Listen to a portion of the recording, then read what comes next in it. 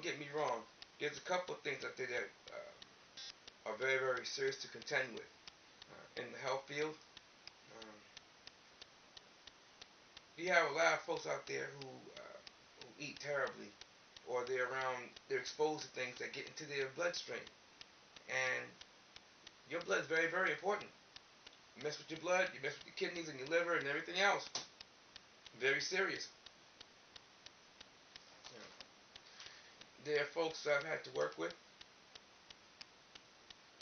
very, very advanced in their illnesses.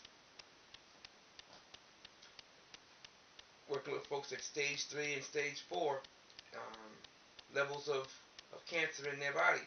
And we got the body's alkaline, got the acids out the system, starving the cancer of food to eat to be able to spread.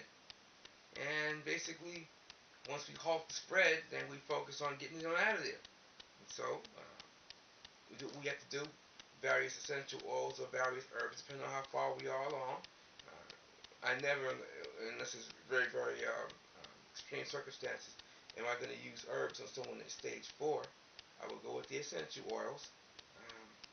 Then with the cancer scenario, many different types, whether it be sandalwood, whether it be thieves, or whether or not it would be lavender. There's different types of essential oils for different things, and sandalwood oil, essential oil, basically it does an excellent job of halting cancer where it is and starting to pull it back.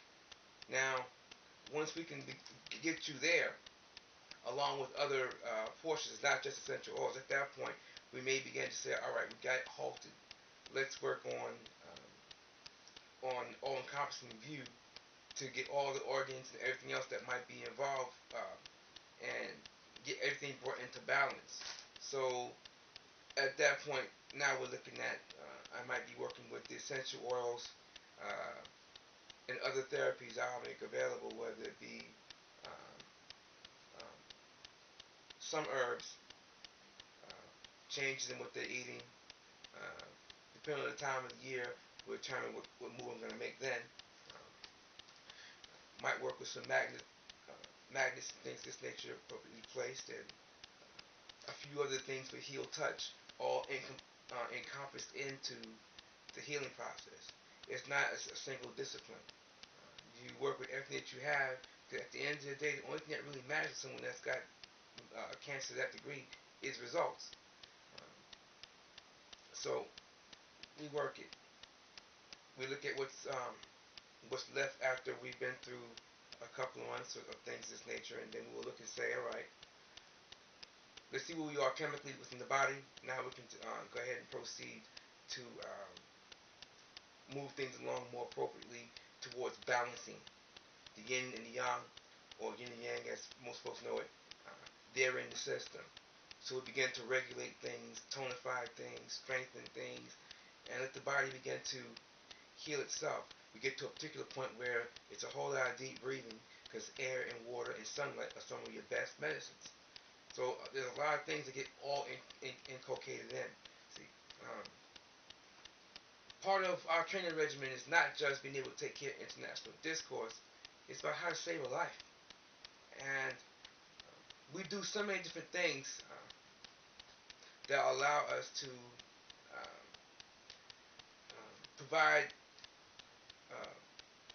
an added measure of security unto our folks, because everyone knows, at least within our sphere of influence, within our jurisdiction and within our sphere of influence, folks have come to realize, we've been in some bad things over the course of the years, like everybody else has, and we've always pulled through because we pulled together.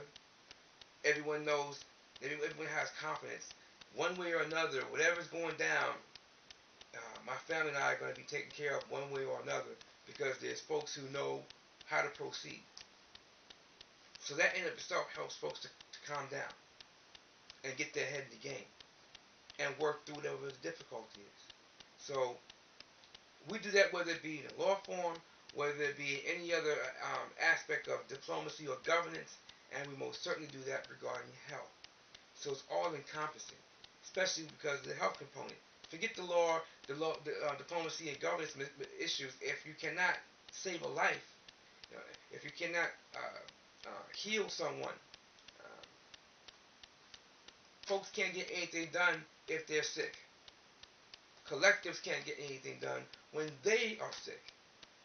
But when parties can pull together and take care of those matters, now we're getting to the fundamental core, in my view, of what sovereignty really and truly is.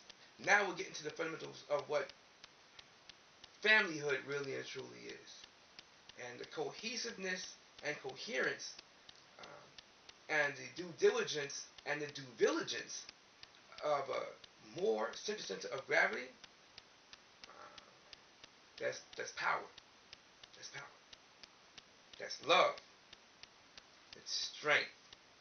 And when you have those things, lower self-activity, nonsense, and stupidity, no matter where it gets generated, it's a moot point. It falls by the wayside.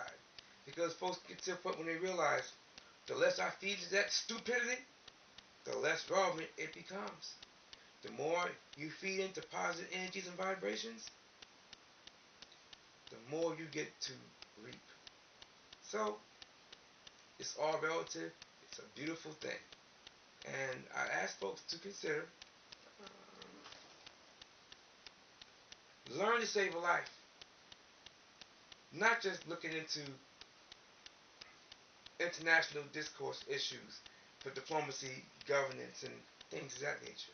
Learn how to save a life. It's a beautiful thing. It really is. It's a common sense thing. It really is.